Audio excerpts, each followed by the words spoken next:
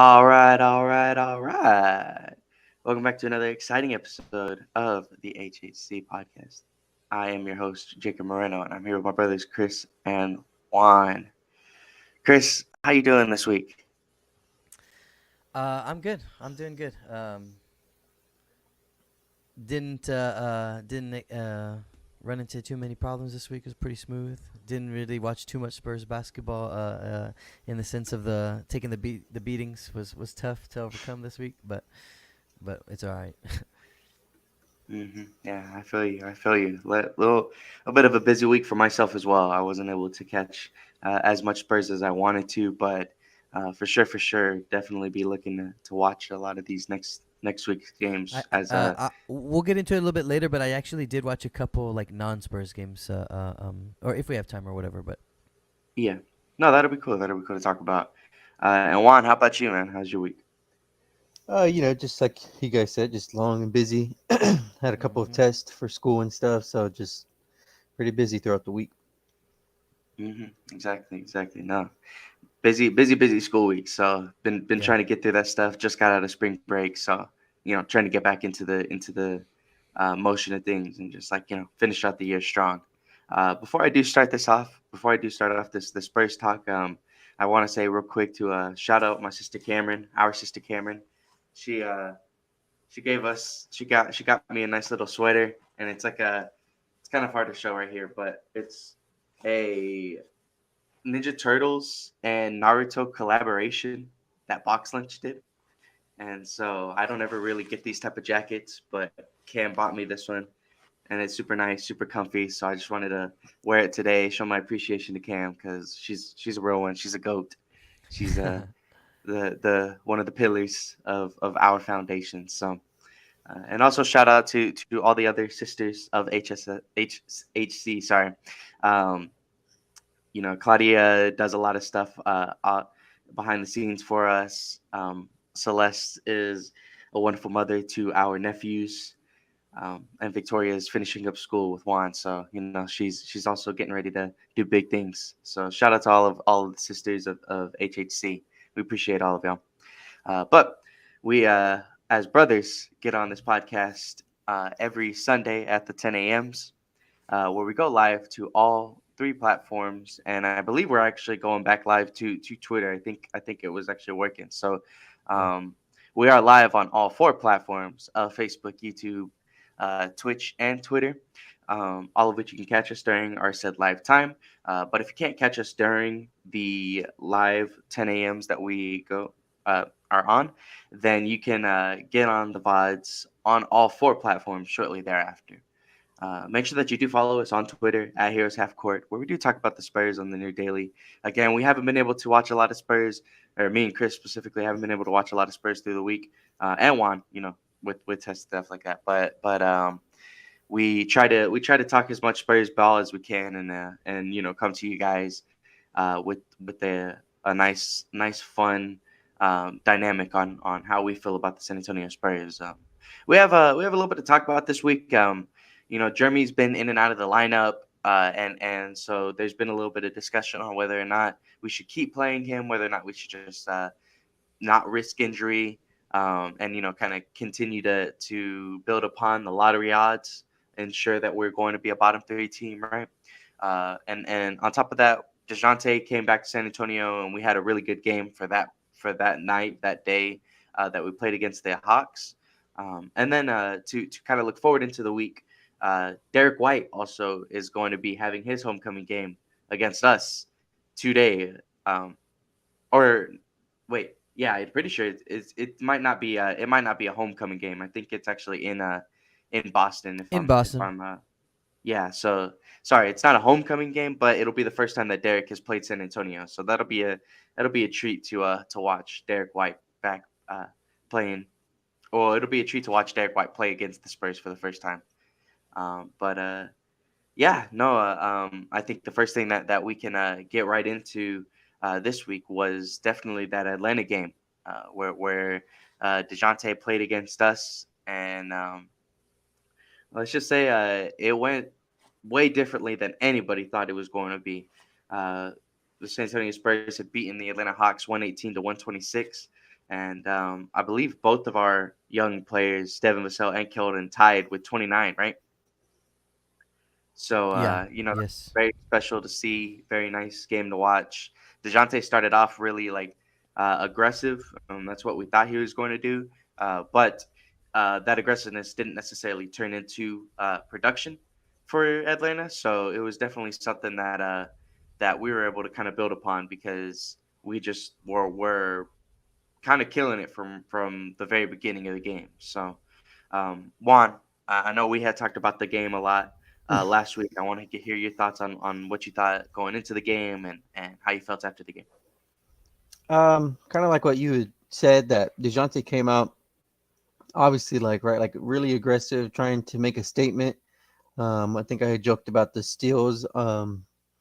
That he was gonna go like over 4.5 steals, and like the game like started off with him like with a fast break, or I guess he had a bucket, and then like the next like possession was like like a fast break steal, and whatnot, and so that was just kind of like bittersweet to watch because that was always one of my favorite plays when he would get a steal in the passing lane or rip a guy, and that was cool to see. But at the same time, it was kind of disappointing that Atlanta kind of got away from us in that first half because it's like we didn't match their intensity in the first half. Like they were feeding off of Dejounte's energy and they were ready to go. And we just kind of I think we gave up like a season high. I think they said it was like 80 something points in the first half. Yeah, I I think know we 83. Yeah, yeah, 83. we've been a terrible defensive team all year, but for like that to happen was just it was just a very rough thing to watch. And I was like, okay, Dejounte, he got his revenge. Like that's what my thoughts were already, like going into halftime. And like I guess that's pretty much on the Dejounte side. I felt like he kind of cooled down after they got off to like a big lead. He didn't have to keep going at us. And then as far as our team goes, that was one of the better wins we've had all year. That was coming off the back of the Memphis collapse. So to see us respond in such a positive way against a guy like Dejounte, it was really encouraging to see it. And we talked about it. Like it's crazy to see what happens when we have all of our guys in the rotation.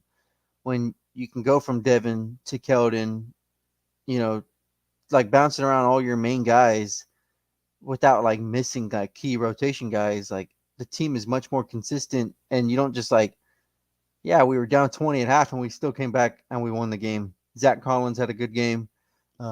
Blake Wesley had some big moments in the fourth quarter. So like it was just a lot of good to see like the guys respond and not really just what would be the term, bow down, right? Like to just give up. So that's pretty much what I got out of it. I love seeing Devin and Keldon play really well together.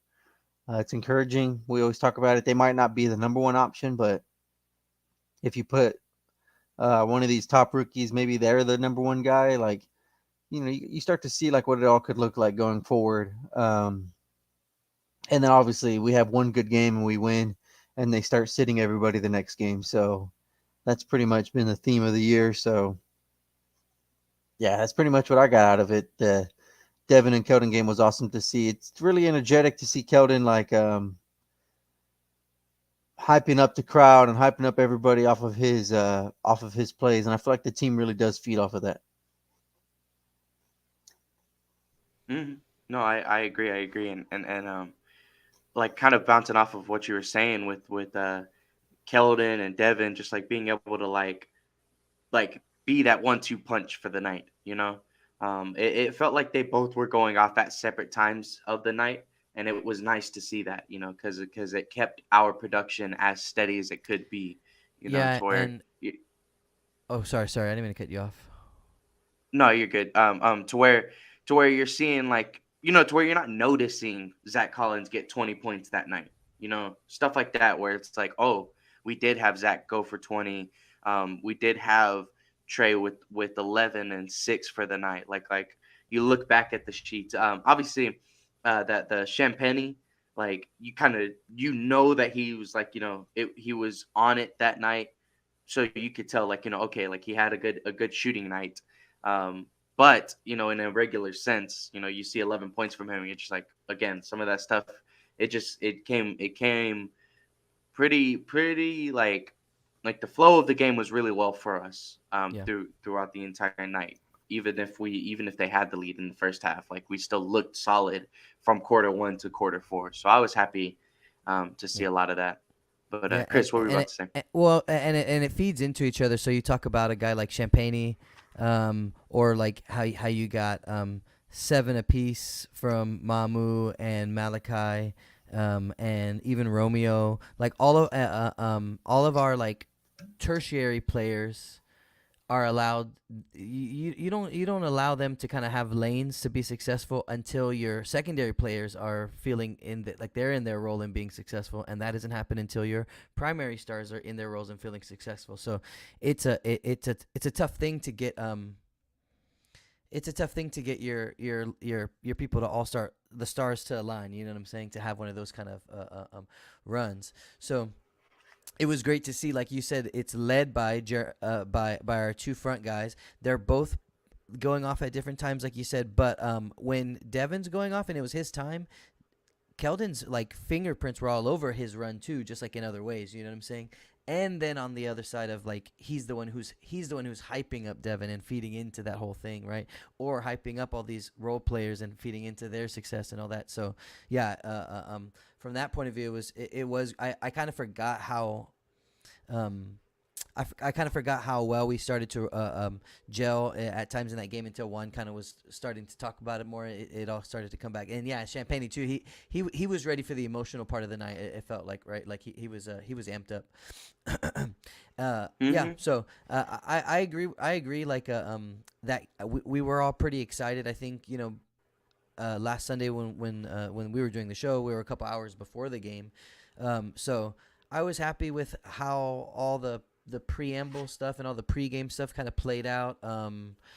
I didn't get to watch too much of like the of national media and how they did any of how that went, but I just got to watch a little bit of the Spurs pregame and just I thought the tribute video is fine and all that kind of stuff. That's the era we live in now, right? Is how that goes. So I'm glad that the Spurs, like the crowd gave him love and all that kind of stuff at the beginning. And then I don't know if I was like that disappointed. You've come to expect us turning a game into a deficit right away or pretty quick. So I was kind of like Juan, like, oh, here we go again. You know what I'm saying? So to see them be able to come back and respond in that second half, I don't know if I would mark it up as like my favorite win of the year, but it was maybe my favorite half of basketball would be like the second half versus Miami, right? So it fueled the rest of the week because it was mighty rough to watch the parts that I did get to see of the next couple games. So Yeah. Well, the Yeah. third quarter there, when Devin and Keldon like were just like letting it fly from deep, and they were all going in, like that was really fun and exciting, and kind of like what you said, like they're playing off of each other. I loved the long winding play where Devin's running from all top of the key all the way down to the corner. All these screens are being set for Keldon to just hand it off, and Dejounte is the one who's chasing, and like just the contest, and Devin like lets it fly from the corner like off the catch like that, and it goes right in. Like that was a really fun sequence, and it's like, oh my god, like this is fun basketball, and like kind of like what Chris said, like then you go right into the next part of the week, and you're like, oh, this is Spurs basketball. yeah, Yeah. No, and we'll touch on a little bit of that here in a little bit. But before I do wanna talk about the Dejounte tribute stuff. But before I do get into that, one of the things that I'm noticing right now that really pops out to me when you just look at the box score. Obviously, like you don't really want to like take this as like a full a full argument or anything like that for anything. But it's always nice to see these type of numbers, right? And so like we see Malachi only have 7 points on the night, but we see him be the highest plus minus of everybody on the team. He had a plus minus of plus 21 that night. So even though he wasn't scoring 3 for 10 from the field, 1 for 3 from three, even though he wasn't scoring, that means that he was probably a part of our best defense on the night and a part of, just like doing the best, like kind of creating for the other players on the floor. And Keldon even said it. Keldon even said it at the end of the night when they did their duo, when him and Devin did their duo press conference post game. He says, watch Malachi Branham defense. Like that this game's Malachi Branham defense was crazy. He's just like hyping up Malachi, and it was great to hear that because, again, it is one of the things where it kind of went a little unnoticed. And in my head, I'm like, didn't really think about Malachi for the entire game. But man, he was out there playing good defense again with a high plus minus score. That's at least going to show something that he was being positive out there. And then on top of that, Blake Wesley having a plus 12 on the floor. So he was out there doing his thing too, man. And we saw the dunk, right? I'm pretty sure it was that game uh, where he just takes it off from the 3-point line and dunks it on the big man. So Whose dunk was that? Blake Wesley. I'd have to go back. I that one's not sticking out to me. In terms of pretty plays sure that I remember him hitting. I don't Yeah, know. I don't know. I'm pretty sure it was. I'm pretty sure it was like towards the end of the game, and he just gets a nice dunk, like a poster I on mean, somebody. I could see it happening because I mean it was great. It was great to see. It was great to see him specifically be the person who kind of helped us get the lead right when he did, and then he was able to string together 2 or 3 plays. Which how many times have you said that about Blake Wesley this year now? Maybe like 3 or 4, right? Where you can say like, hey, he strung together about 3 or 4 good possessions right here in this little moment of the game, right? And so we're just starting to see it. You know what I'm saying? We're starting to see those little tiny things. But I was happy. I was happy for him because he's the one who, out of all of our guys this year, I think everybody. I mean, I'm my eyes are running down the roster right now, and maybe besides like Barlow and like Gorgie, but like and Romeo, but like everybody that plays for us consistently has had some kind of game this year where they feel pretty confident. They kind of feel in their element, or you can feel them kind of like. Yeah, exactly. Like just playing basketball the way that they play basketball, I guess. And then Blake has been the one that is just very obviously still having to kind of work through it, right? And so, it just feels good to kind of see when he was the one who was able to kind of take advantage of the moment, right? And be there with the big crowd and everybody's hyping him up during those times, and it mattered too. Like the things that he was doing, right, was swinging the game. So, yeah, that was a pretty big highlight. And I think like Champagne too, like Champagne and Mamu, those guys, they have the right attitude. So that was just one of the best opportunities for them to kind of show it because everybody was clicking. Mm-hmm. Yeah, no, and then again, like the last thing that I really wanted to point out, because I guess I kind of am on this hate train, but I'm not. It's holding Tre Young down to less than 10. Um, I think my biggest thing is that I just love the fact that I feel like every single time we play against Tre Young, we keep that man from doing anything like spectacular in the game. Whereas like you'd see him like kind of do his thing in like a New York or whatever. Like when he plays San Antonio, nothing special happens for him. So I'm always happy that like in my head that like every single time we played against Atlanta, anytime that I've watched us play against Atlanta and Tre Young's there, I'm like, oh yeah, we kept that man from doing anything tonight. So it was the same way that it's been for me, that I was really happy to see that Tre Young was just like a non-factor, which then makes him a negative because of how bad on defense he is. So, like it is something like that I was happy to see. And as we wrap up like the Atlanta discussion, I wanted to bring up that the Dejounte tribute video, because Sean, Bill, and Michelle were talking about it. It was kind of funny because I feel like it was one of those things where I was like, well, with all like the kind of discussion that's been with Dejounte throughout the year, like of course this is the game that they bring up, being like, oh, I don't really like doing these tribute videos all the time, and da da da da da. And I was like, but it's Dejounte. Like Dejounte's been here for so many years. Like if you said that during I don't even know. I don't know. We haven't done a tribute video The Lonnie for. Walker tribute video. I guess, right? Like if you wanted to say that during the Lonnie Walker tribute video, then whatever. But the Dejounte one, I felt I come on thought now, Bill Land was the you don't only want one to. who said he didn't like it. Bill said he didn't like it, but it was like both Michelle The and Sean others were. were fine with it. Sean had said that like that he know like he had like he goes obviously everybody's heard like the comments made about San Antonio, like he even referenced like that part, but he just said like he just respecting like what people have done here. I didn't think the tribute video was all that special, honestly. I was kind of a little disappointed by it. I thought it was pretty like regular for a guy who was an all-star. Like I don't know. I just felt like it was a little like it was like a Lonnie Walker tribute video or a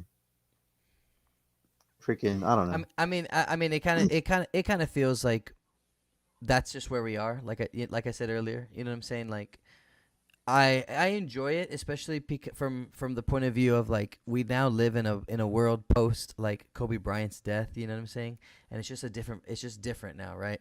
And so like from that point of view, I'm like 1,000,000% for just like just show gratitude when you want to show gratitude, and don't worry about like, oh, well, we can't do it yet because it's not like not enough time has passed and blah blah blah. And there is the competitive part, that maybe that's why people feel like we shouldn't do it or whatever. But the more and more we see it, then the more regular it's gonna feel, I guess, is what I was trying to say, right? You know what I'm saying? So you know Yeah. that's just where we are. It was all right. I mean, I'm watching it like somebody's recording it on the jumbotron from their phone, and I'm watching it on my phone at home. It's like, so Hmm. maybe it hits different when you're in the stadium and all that kind of stuff, and that's who it's meant for. It's meant to play to those people. Hmm. Exactly, and I was bringing that up because I just wanted to say that I appreciate that those the tribute videos for them, because I feel like we have to show that hey, there really isn't any bad blood between us. We appreciate Dejounte as much as Dejounte appreciated us. And again, like we've we on this podcast, I've had multiple discussions about Dejounte and like what the comments were and all that kind of stuff. So there was a lot of controversy to him being in San Antonio again, and that was a thing that I'm just happy that it went over as smooth as it did.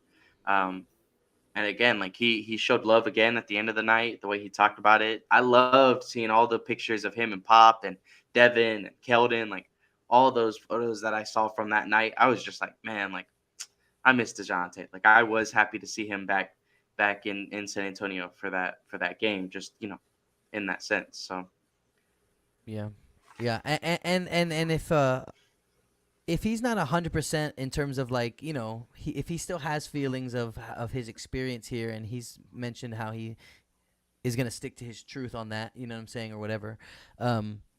Then if the way he kind of talked about it, saying like I feel like there was closure afterwards and this and that, like if it's just feeling that cordial feeling, then that's fine. You know what I'm saying? That's what we all wanted when it came to the Kawhi Leonard stuff. You know what I'm saying? We were like, we just wanted you to go out and speak how you felt, and then go about your business. And that's kind of what Dejounte did.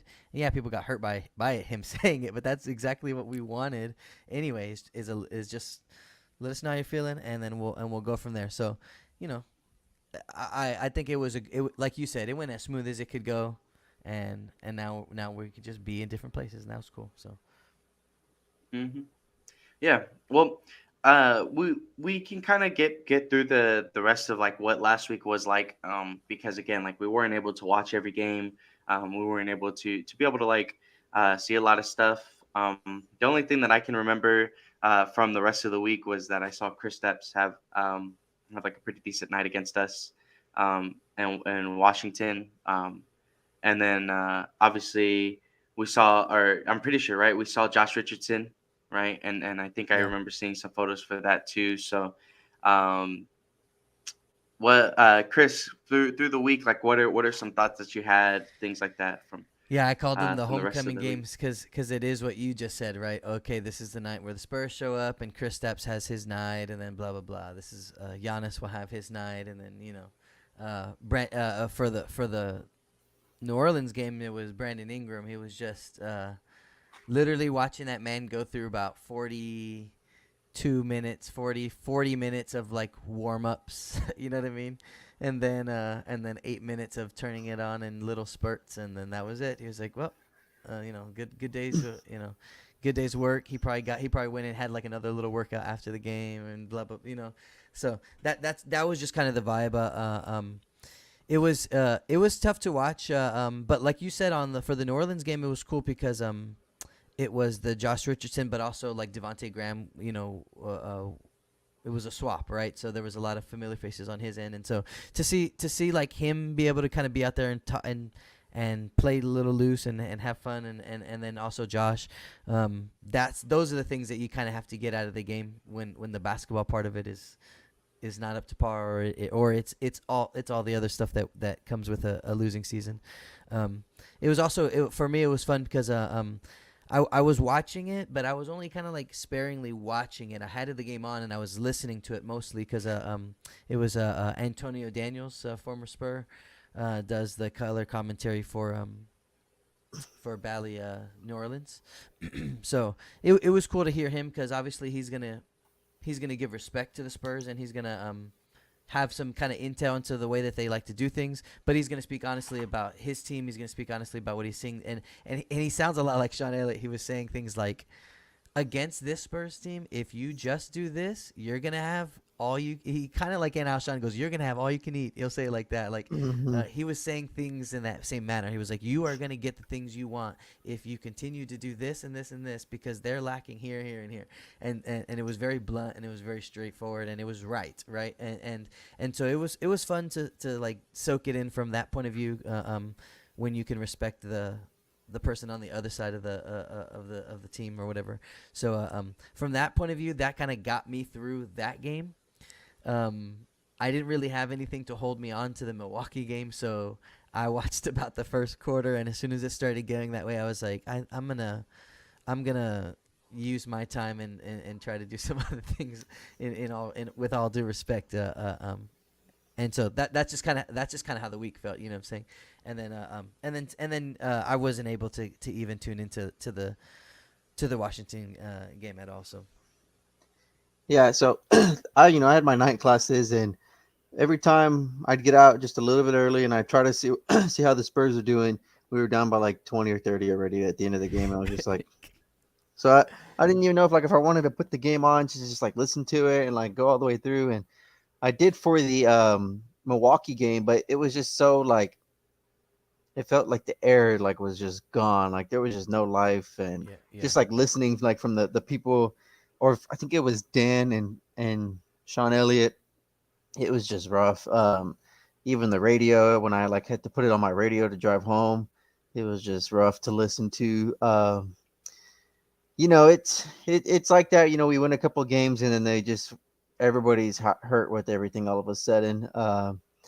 But I did watch the Washington game for the most part, and even for that game, it was like or parts of the game where I was just like not interested because of like the lineup we were running out there and like the I guess you could say the execution, like they were just kind of destroying us. But then we came back and like that was really fun again. Like we were like fighting back and everybody was really energetic and it was really fun to watch. And then just for like some reason, it just all goes away again. And like Washington kind of just threw us away like in the fourth quarter. It was crazy. I really don't have much to say about the Washington game because like Keldon is playing a pretty decently stretched these last couple of weeks, and he continued that in Washington. He was the like pretty much the only one driving and scoring in my eyes, and he was like again like rebounding the ball. I think he's had like a couple of double doubles, like 20-point double doubles. He's been productive, and it just felt like he was the only one out there. He was like fighting by himself, and then like the game was already over, and he threw up like a couple of like garbage time threes and got some more buckets to add to his score. Um, and so like that's just kind of how I felt. It's like, poor Keldon. Like he's just kind of kind of like trying to will his team, but he just doesn't quite have enough to do it. He's not the greatest defender, and I feel like that's part of it. Is that even if he got it going like offensively, we can't ever get stops because sometimes people go right back at him, and like it may be like a pick and roll or a switch or something like that, and we're just like a beat too slow. And that's kind of what I saw in Washington. They were just going right back at us. Um, and then I saw a lot of people talk about Blake Wesley's touch at the rim. I think they were talking about the Washington game, and that he's just like not good, which he's not. He's shooting like 30% from the field this year, Yeah. but like earlier in the year, Jeremy Sochan was like bricking every layup he took. Like he was throwing like shot. He looked like Jake out there at the rec. Like he would just like run full speed and like throw it off the backboard, and it would just like fly the other way. And like we talked Don't about look this. like It's that gonna. anymore. Oh, okay. It takes some time. Like he's got to just get adjusted. He missed the whole stretch of the season, and he's barely getting to that rough spot. We've talked about it earlier, right? Like he's got moments where like 3 or 4 is like, oh, whoa, like Blake, that's pretty sweet. Like little, play here and there. Take to the basket. Like Jake said, he dunked. He didn't he post there like Bol like a couple weeks ago. Um, or what? You know Yeah, who it was? exactly. Yeah, he posted Bol Bol a couple weeks ago, or yeah, like not too long ago against the Magic, and then again, I think it was like another poster against the Hawks. Yeah. So. And He, the Bol Bol one was in transition. The Hawks one mhm. was in half court. So like two different styles of play, and you're getting posters stuff like that. So And I remember Dejounte when he was young, he had a hard time finishing at the rim as well. He was a real small guy, real thin frame. He would try to slither around in there. He had to use a floater a lot early on. But just like as time went on, he got older. He got that grown man strength. Um, he was able to finish through contact, and so I really like. I'm not panicking on Blake. I know he like it's rough. Like I'm glad he's aggressive though. Like in those fourth quarter situations, the game is over. He's just like, all right, I'm just gonna take it to the basket, and I'd rather him do that than just kind of passively just pass the ball around and do nothing.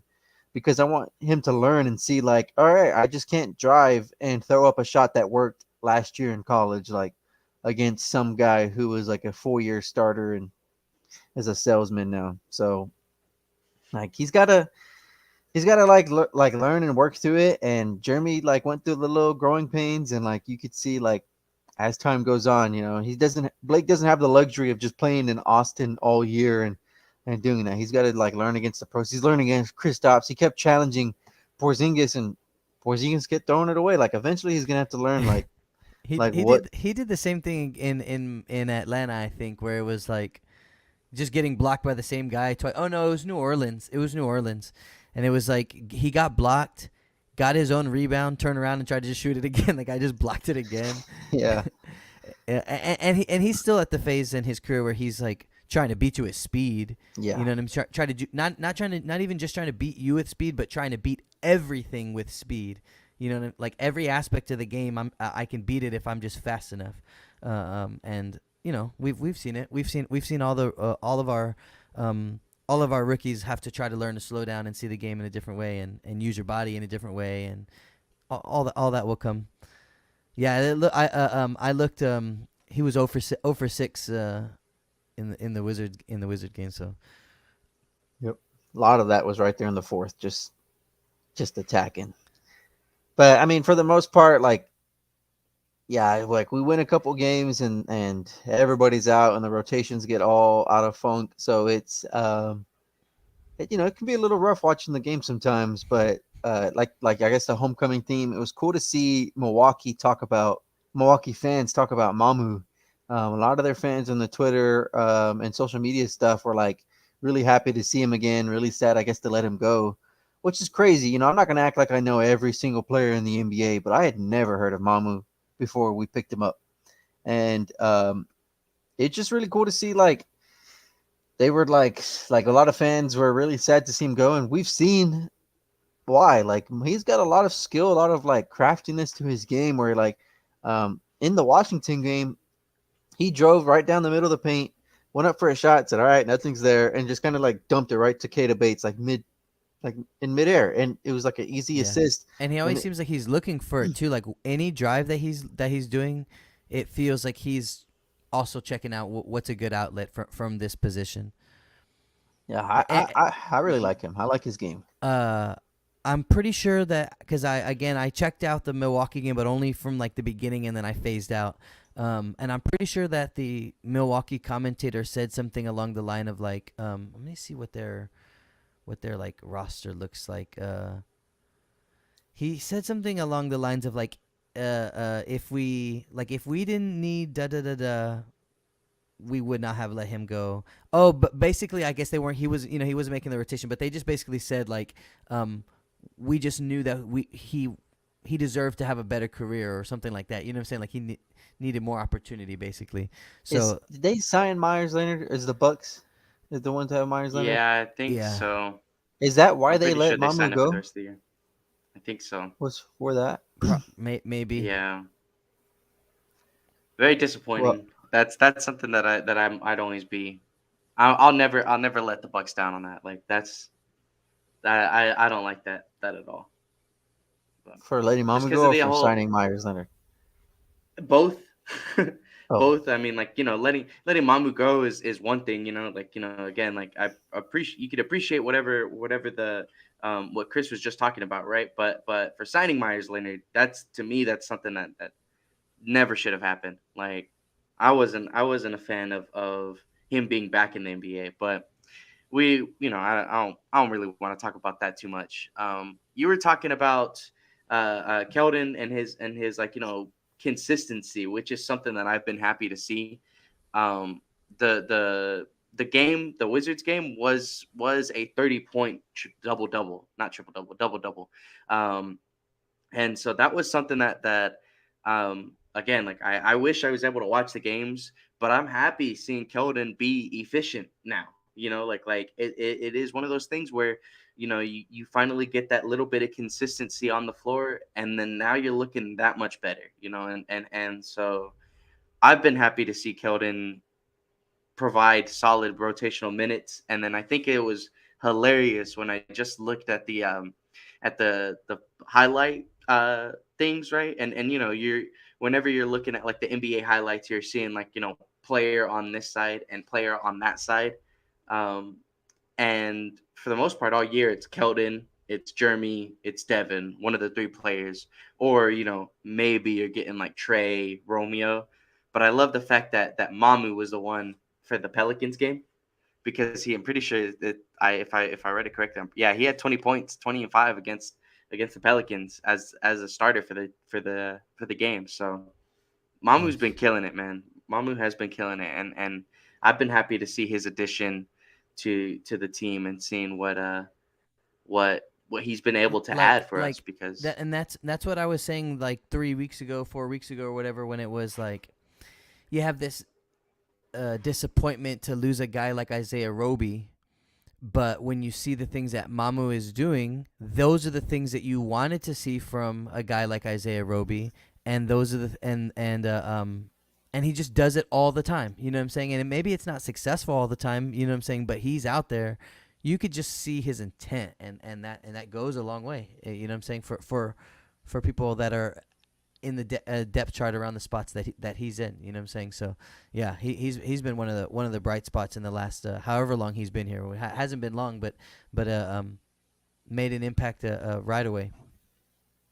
yeah, I agree. And I was one of the bigger like I guess advocators. I wanted Isaiah Roby in the rotation because I wanted to see things like this.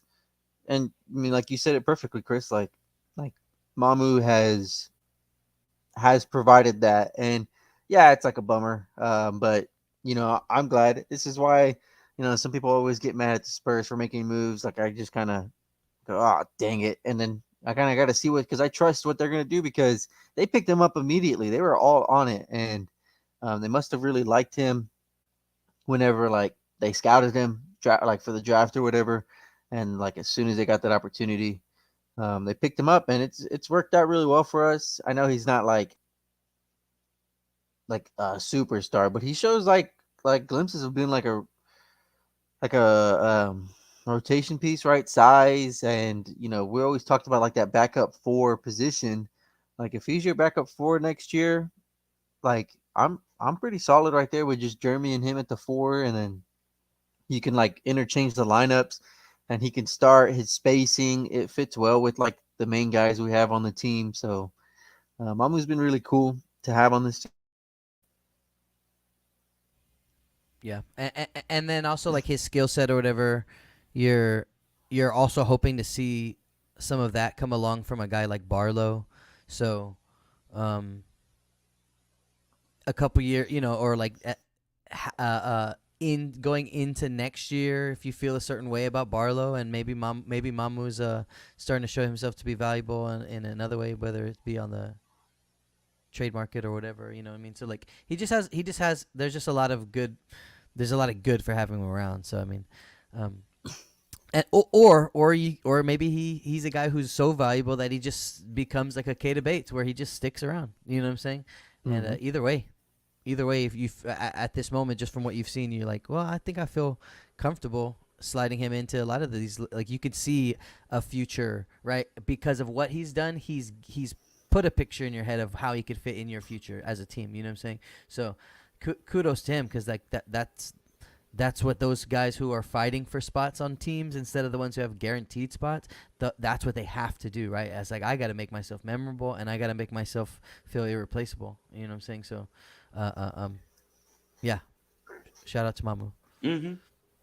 Exactly, and as we're kind of winding down on the season, we're kind of expecting to see more minutes from guys like Mamu, from Keita, from Romeo, um, like literally like the end of the rotation guys, because another point of discussion that's coming up is for people like Jeremy, Keldon, and Devin, um, kind of being in and out of the lineups. And this is how this has been through the entirety of the year, that we've seen all three of these guys be in and out of the lineup.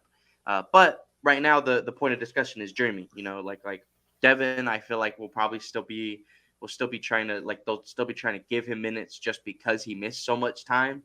And then Keldon's just been up and down in general, but Jeremy has been like pretty consistently out of the lineup within like the last like little bit. Playing one game here, then missing 2 games, and playing one game, then missing two, kind of type. Playing one Uh, quarter and leaving the game. That's happened a yeah. lot. So like Jeremy really hasn't been able to see the floor in the last little bit, and I think the point of discussion comes from, well, if we're already losing games, are we gonna risk his injury? Like I think just like what like the Blazers are trying to decide right now with Dame. Dame having a calf injury, and only so many games left. Do they continue to fight for a playoffs play in spot, or do they just shut him down and they continue to just like lose out, then try to get whatever best draft position that they can, right?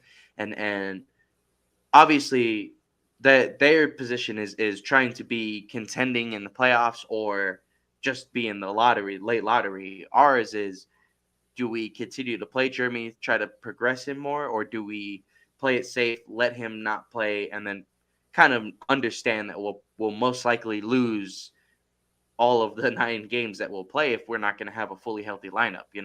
So um, I want to hear you guys' thoughts on this, like whether or not you think playing him is worth it, is it beneficial, or do we just continue to lose out and kind of guarantee more that we're going to be a bottom 2, bottom 3, even the worst team in the league type of end of the season. So Chris, I'll let you start this off. Um, yeah, when it comes to like his injury and stuff like that, or you had said that we've been consistently without guys all year. I can't remember a time though, like Devin comes back from an injury after being out for a while. Keldon comes back from an injury after a while. I can't remember a time watching them play where you're watching them with the same kind of like, I don't want to push it all the way to the word of saying like anxiety, but like watching them like very critical of like hoping they don't re-aggravate themselves or something like that, you know what I mean? Or looking kind of stiff, or looking like they not stiff, but like, you know what I mean? Like looking like they're trying to not hurt themselves. Um, and in this past couple times, maybe we're just hyper fixating on it because we know he's been in and out and they've been very conservative with it. But when I watch Jeremy, that's how I feel when I watch him run around. I'm like, Hmm. how does his legs look? How does his stride look? You know what I mean? And you know what? I kind of felt like that a little bit with Derek White when he would come back from his feet injury, and I would just see him digging his toes into the ground all the time when he runs. He runs really like pointed.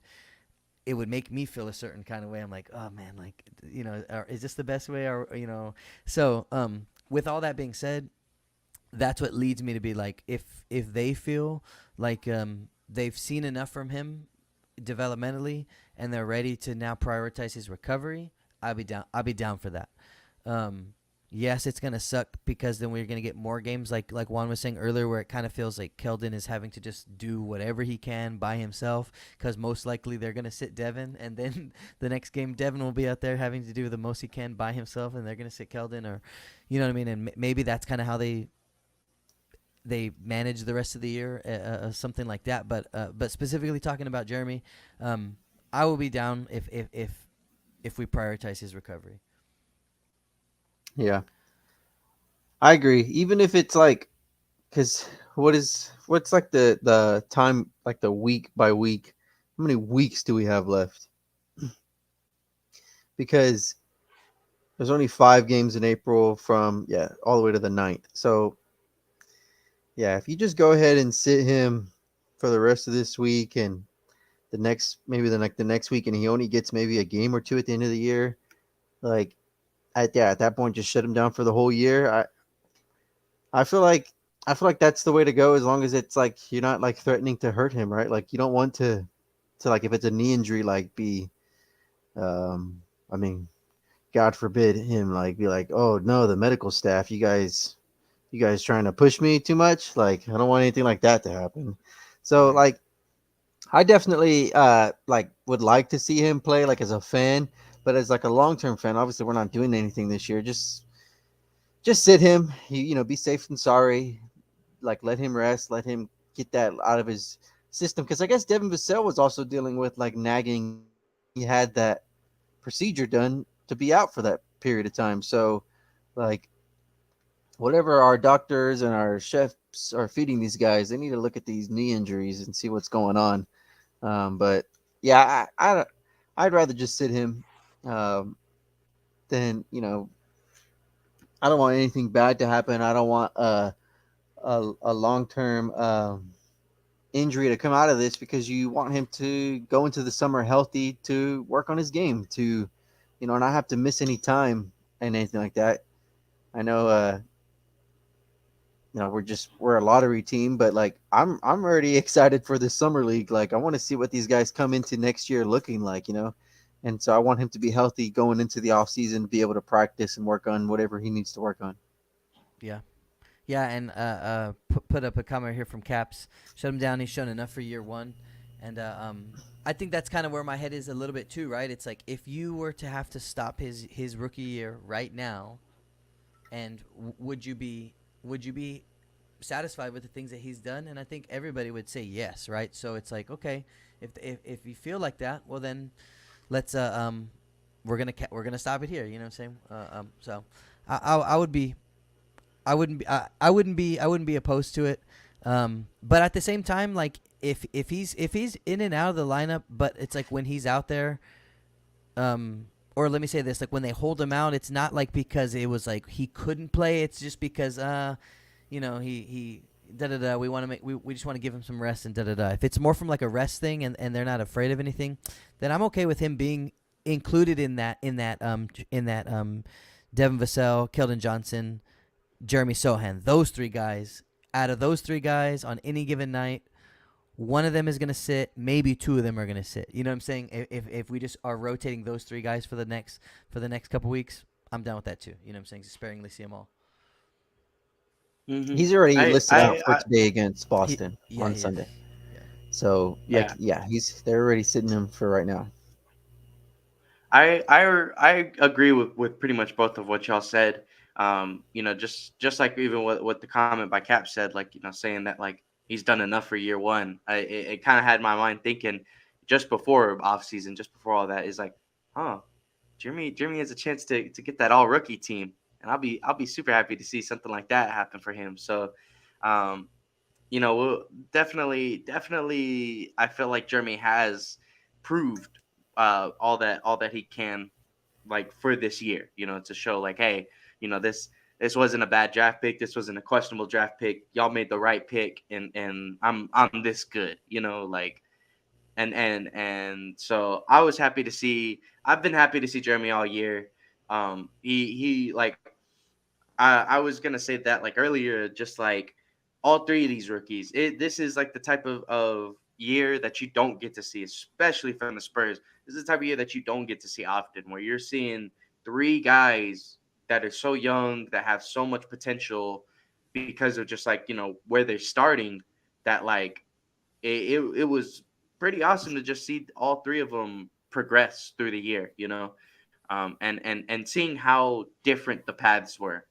Jeremy, I feel like had the most linear progression. Where it was like you just seen him, or honestly, no, I'll say it was Malachi with the most linear progression, and you just seen him like take more opportunity and be able to slowly progress better. And Jeremy was just kind of, Well, I don't know. I don't know, Jake. I don't know Were if you you, know how graphs work, but like if Malachi was like this in March and he dropped down or in February and he dropped down in March, I don't know if that's linear. I don't. I'm talking about from beginning of the season to February at that point, because Oh, all we're of not it counting was March. linear.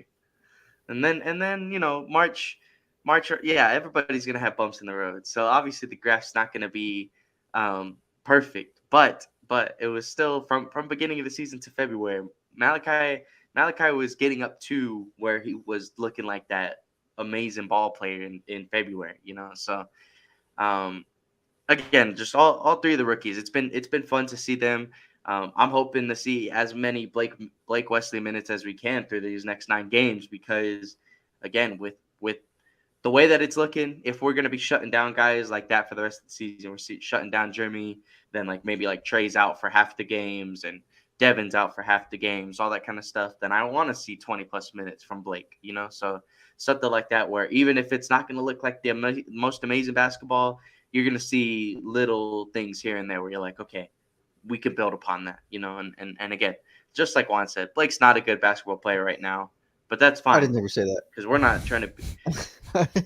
You said he's not good. You said it. You said he's not a I did good not ball say player. that. So I said he's not finishing well at the rim. okay, then I'll say it right now. Blake Wesley's not exactly a good basketball player right now, but it's okay because we're not a good basketball team right now. So it's fine. I'm okay with letting him Blake's done well. He's develop. finished So games. I think didn't he have like 10 assists in one game? Like it was the first time in his career. Like just like one of these last couple of weeks. Like he's impacting the games in different ways than just being, um, like when Dejounte was early on. Like you just kind of saw him like as a little raw prospect who like just attacked the basket, but like Blake already showing some playmaking abilities. He understands he's not shooting the ball or attacking well, so he makes the passes sometimes. But yeah, I get what you're he saying. had Like nine it's assists against Washington. oh, see, 9 assists against Washington, and that's when he was getting his shot thrown every 5 seconds. So like he's impacting the games in different ways, which is like you'll look at the box score and you go, okay, Blake, like that's like exactly what you said. That's something to build upon. Like he might not be scoring right now, but he's still finding ways to impact the game. Which is probably why he still gets consistent minutes. Like obviously like, he's a rookie. Who else are we really gonna play? Like you just might as well develop the guys. But yeah, I like what you said. Like the guys, all the young guys have progressed this year, and if we can get more minutes for them going down the stretch. If Devin or Keldon's out, like let Malachi play 30, 35 minutes. Like just let him play, let him go through it all. There's really not much to look forward to, I guess, other than like individual development, like within these games, to end the year. Or I guess Wednesday is the final game in San Antonio this year because the last two home games are in Austin at the Moody Center. So I guess you don't really want to talk about it too much, but there's already been some talk on Twitter that this could be Greg Popovich's final game in San Antonio on the sideline. Mhm. You never know. He hasn't really commented on it. I know. Well, I guess he did comment a little bit this last week. I don't know if you guys saw that, where he was like, they asked him about like coming in to like work or whatever, and he says like, sometimes you're teaching these kids and it can be really fun. And he's like, sometimes you're teaching the kids and you're like, what the heck am I doing out here? Like I don't know, like maybe the message not getting across, or whatever. And then he goes, and then you go into the gym and you see all the kids all fired up. And it said like it just really like re-energizes him, and he wouldn't trade it for anything. It's like I think he said something like that. Really, really broad, like paraphrasing there, but like he said comments like that. So it's really just really cool to see him still like enjoy coaching the kids, and enjoy the challenge of like teaching them and like helping them go along. Um, if I had to make a bet, I would say he'd still be our coach next year, but there's no confirmation right now. So I don't even really want to think about it. But I guess just to put it out there, this could be the final game in San Yeah. Antonio on Wednesday. Yeah. It's kind of like you don't want to think about it, but you just have to think about it for a second because it could Mhm. be, and then you know. And I'll be at night class, so I might miss it, and so I'll cry. Yeah. Yeah. I agree with you in the sense that I think if I had to bet, or if I just had to, my assumption is that he'll be back with us next year. Um, but it could be, like you said. Um, and that would I be mean, if I'm like a weird thing of like, yeah, his last game was like in Austin. What the heck? Yeah, I'm if not a if fan I'm of them Greg putting the Austin Popovich, games right at the very end. Yeah, I didn't think about it that I didn't think about it that in that regard when they announced them. It being the last thing and all that. But I would agree with you. I wish they had it sooner.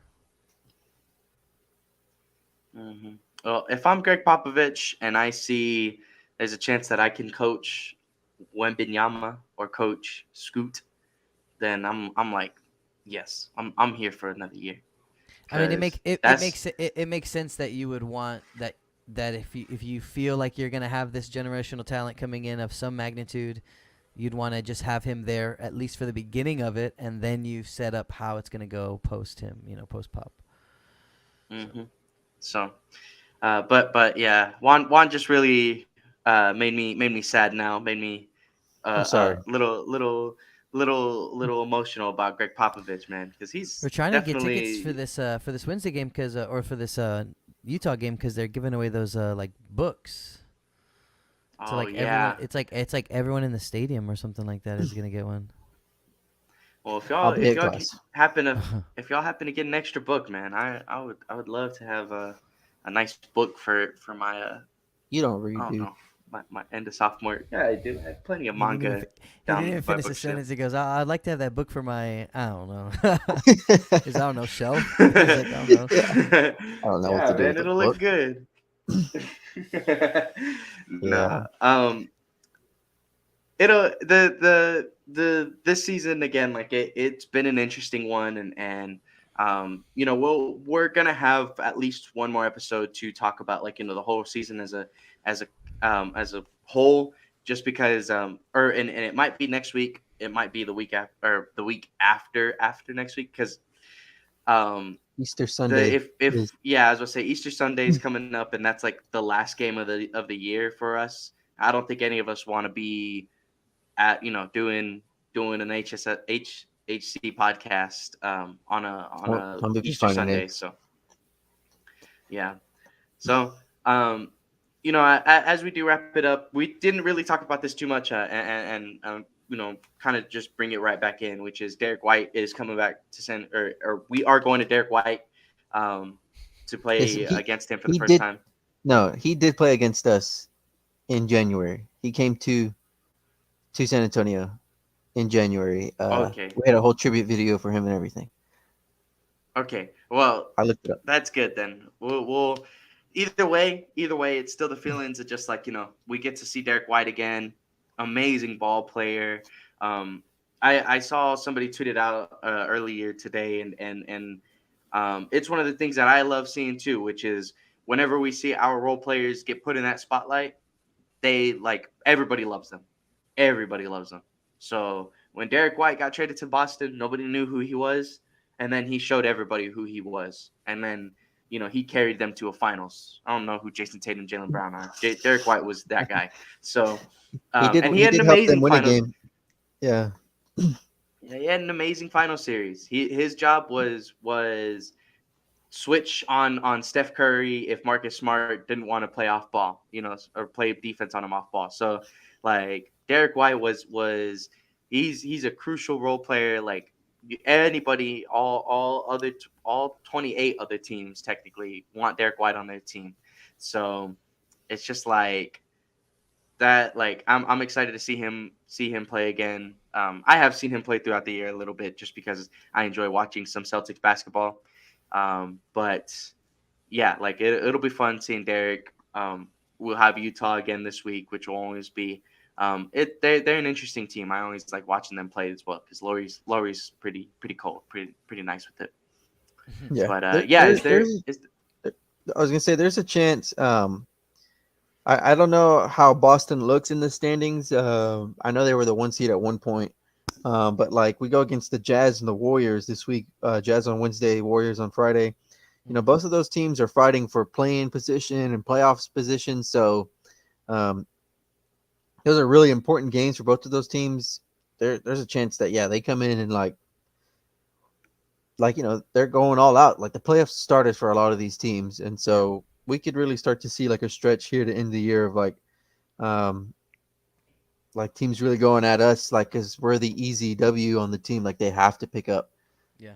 So I guess that's just something to look forward to, and then we might be sitting half of our team. So we'll see how the end of the year shapes up. Boston is kind of in a race right now too.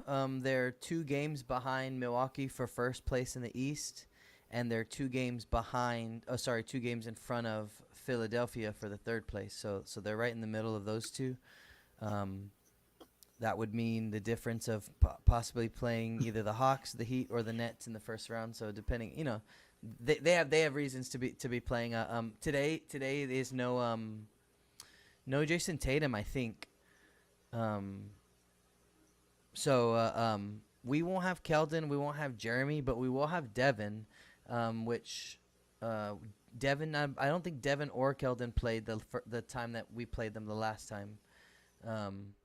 So at least we'll get to see a little bit of something different. Maybe maybe without a guy like Tatum playing and it's just Jaylen Brown, maybe the game could be a little bit more competitive. You know what I'm saying? So I mean, we talk about we sound like we're wrapping up the season already, but I mean, like, still gonna be looking to find ways to win every single game that we're in. You know what I mean? When it actually comes down to it. So Yeah, and I am really excited to see Derek White. He's one of my favorite players. yeah, Like of that little team that we had. Um, I really like what Jake said. I really like when I get like onto social media and like Boston Celtics Twitter is like talking like he's like their greatest player of all time. And they love him. It's really fun to see, and it'll be really fun to go against him again. But if whoever we roll out there today, let's go win this thing. I really like it when our guys are really into the game and like trying to win these games, especially during like that whole 16 game losing streak. So like it's really cool to see the guys go out there and really try. And when Pops is yelling at them when like we giving up too many possessions in a row, like just fast breaks, and he's just like, it's really cool to see the team continue to try to win, even like during these rough spots when like there's a lot of people missing, or like we're running Dominic Barlow, Mamu, Gorgie, Champagne, like that's our team off the bench. it's like So versus Giannis and Brook Lopez. yeah, so like they're trying. It's really cool to see these guys. They really do care. And you know like I guess like I try not to be like what Chris just said, like, all right, this season's kind of over, but we'll see what happens today. Like, if I didn't know that Keldon was already out for today, so if it's just Devin, let's go for I think when I read 30. it, I think it said doubtful, maybe. Oh, okay. Well, if as long as we get like a Malachi Devin combo and they both go for 20. Yeah, 30. it's like maybe Doug goes off for 14 or 16 and provides a little bit of boost there. You know what I'm saying? if Collins can bring something, hit a couple of jumpers or whatever. So there's just reasons that we could keep it close today, which would be fun. I guess the last thing Yeah, I'll say before for the rest of the podcast is I'm sorry for Kata Bates. I know I always talk bad about him. I had made this comment quite a bit during the year, that I was sick and tired of watching the ball swing and it find Kata and like he has to throw up the three. He's shooting like 50% from three in the month of March, letting it fly from deep, and they're pure. Like they're always just pure shots. I apologize. I love Kata, and I never feel like I have to like say anything negative about him. I just feel like there's always a clear ceiling to his game, and he proved me wrong again. He's letting it fly from deep, while being like a rangy defender and do it all guy for our team. Yeah. I've always loved him, and I always feel bad for having to say anything negative. So again, It's just like the era that we're in. It's all about wanting to see who's going to be ready to step up for the next phase of our team. And so in that regard, you're always willing to give up his minutes for somebody else to see something else. But in all of this fluctuation we've had in 3 years, or however many years he's been with us, through whatever circumstances has found himself to be a tenured player all of a sudden. And so that's it. What I found interesting is like we think about savvy vets, or we think about bringing in a guy who used to be a big name and then transitions into being a bench guy, and that's kind of a path to being a savvy vet. And this is like another path, and it's been cool to see how he could just end up. You could see him 3 years from now, 4 years from now. All of a sudden, he's been with the Spurs for 8 years, and and now he's like maybe he never makes it past a eighth man in the rotation, but that's just where he feels comfortable, and now he knows all your plays, and every year that he's with you, the corporate knowledge still matters. You know what I'm saying? So it's just been cool. It's been cool to see him kind of find his own spot. Mm-hmm. Yeah, no, the fact that he is hitting threes towards this like last stretch of the year, it's definitely made me be like, man, Kata, like he's like proven me wrong right now, because I think I'm a little bit more negative on Kata than Juan is. So I there are times where I am just like, man, I'm tired of seeing Kata out there. What is this? What is going on, man? Um, and and so I'm just like I think that it's nice to see him knock threes down, because seeing him being able to space the floor like that, especially when you think about like the teams that he's been on, and it's like DeMar and Dejounte and Derek when he couldn't shoot threes. Then it goes to Jeremy and freaking like Zach Collins, that when he couldn't shoot for a little bit, and Jakob on the same floor, and Tre Jones, and you're just like, well, we got to get somebody who can shoot the ball. And Kata, if you're not going to shoot the ball, like you're the first man out in my in my head, right? And so that was always how it went with it. But Kata's been knocking it down. If he continues to do it like that through the year, then it'll be good. It'll be good. But yeah, as we do wrap it up, Chris, I know you said that there was like a little bit of non-Spurs basketball that you watched through the week. Yeah, I did. I mean, I'd have to go and like pull up the thing. We're okay to kind of wrap up. I'll just say it in this way though. I'm a fan of I'm a fan of basketball. You know what I'm saying? I'm a fan of the NBA. So as the Spurs season is wrapping up, I'm trying to just get a little bit more acquainted with some of the. I'm familiar with a lot of the storylines, I guess, that have been like coming up throughout the year, but just when you get to see them play out on the court is like the best part of it, because when it's off the court, it's mostly speculation. It's mostly words and talk and this and that. And so when they're on the court, that's the best. That's the best. That's when you can really drive your own narrative, right? That's when you have control over those kind of things. So I'll just say that, I'll be looking forward to seeing more games as we move along. Yeah. Sounds good. Sounds good. Well, then I challenge you guys to go watch a Kings game. No. De'Aaron Fox bonus. That's so good. That's what we had said last week, right? You had talked about how the Kings are really fun, and I was gonna check them out, but I think their game was like at 9:30, and by the time 9:30 rolled around, I was ready for sleep. So, yeah, I want to check them out. I want to see what even like Minnesota. I want to see what Minnesota is gonna be like now that Cat's back and stuff like that. So, try to find some time. Well, Yeah. it's easier for me to watch like other teams play like in the NFL because it's like a Sunday night or a Monday night, Thursday night. But with the NBA, like I have no other ways to watch these guys play, and I don't really want to pull up a stream and then like there's a bunch of games I don't know who to pick, so I don't. So I don't really watch anybody, but I am excited to do that. Like the playoff series again this year and see who we want to think is going to win. And maybe we could do the episode right there at the end of April or at the end of our season, and and bet because I'd like to add a couple more points to my side because I'm gonna bet for Boston to go all the way because I Nice. need Derek White to win a championship. Hmm. Or I don't No, mind if I'm Giannis wins again, but I want Derek White. definitely hoping an East team wins again, and then if not the East, the Kings. So second the Kings are out, then it's all East. But yeah, that's Yeah. like where I'm going on the playoffs. I'm a huge De'Aaron Fox fan. Always been a De'Aaron Fox fan.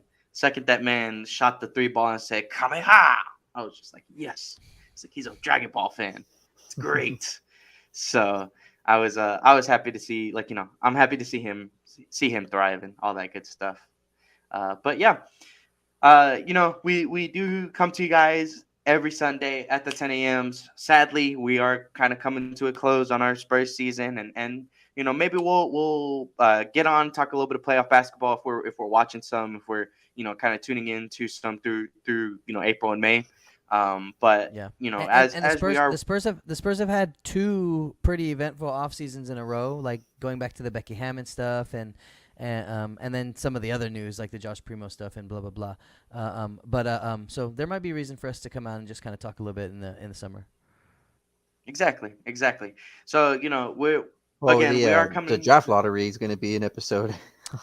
Well, yeah, exactly. for sure, Yeah, for exactly. Free sure. agency, not free agency, but draft in general and all that kind of stuff. So I almost wanna get on here and record my reactions like as the lottery is going on, So I think that'll be something that would be really fun if we're live and the lottery is going on and we're getting all of our reactions to seeing and the first pick in the draft goes to the San Antonio Spurs and we're like I'll be jumping around. Mhm.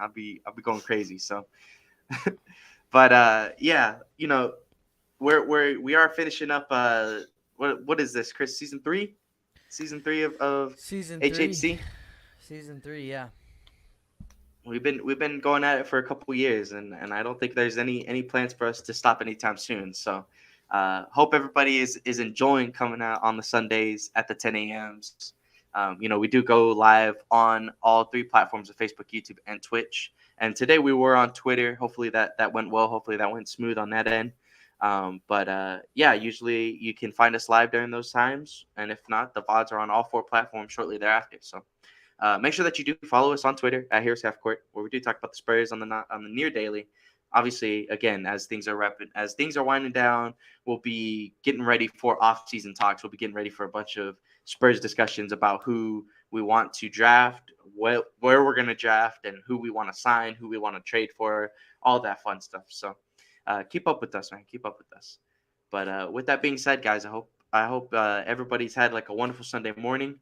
I hope everybody's having a good week so far. And I hope you have a wonderful next week to your life. We're all going through some things right now, but we're gonna be able to get through it all pretty nice and smooth. Last but not least, once again, shout out to our sister Cameron. Shout out to the other sisters at HHC. This was Women's Her Story Month, and I definitely want to. I definitely wanted to show my love, show my appreciation for all of the sisters of HHC because we wouldn't be able to do a lot of the stuff that we do without them. So, but yeah, with that being said, y'all, I hope everybody has a wonderful and a blessed Sunday, and we are out. Peace.